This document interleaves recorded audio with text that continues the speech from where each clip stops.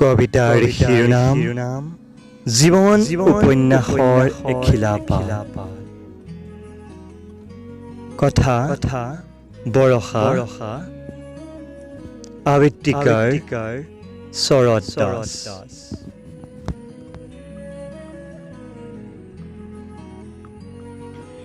জীৱন এটি মাথো শব্দ নহয়, হাঁহি কান্দোন সুখ দুখৰি এক গভীৰ খেলা। জীৱনত তোমাক প্ৰথম লগ পোৱা দিনটো মোৰ আজিও মনত আছে জানানে। সুকঠিন প্ৰত্যাহ্বানৰ সুতীক্ষ্ণ পাথৰ হৈ তোমাৰ প্ৰশ্নটো মোৰ বুকলৈ উৰা মাৰি আহিছিল, পাৰিবা নেকি মোক ভাল পা।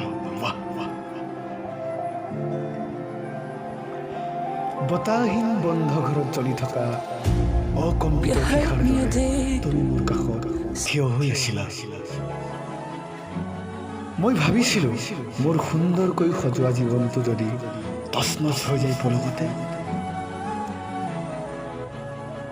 মোৰ ভৰিৰ তলৰ মাটি খহি যোৱা যেন লাগিছিল। মই পূৰ্বতে এনে কোনো প্ৰত্যাহ্বানৰ সন্মুখীন কেতিয়াও হোৱা নাছিলো। মোৰ জীৱন উপন্যাসৰ এখিলা পাতৰ পৰা অন্যমনস্কভাৱে তুমি খিৰিকীৰে মূৰ তুলি চাইছিলা দূৰ দিগন্তলৈ।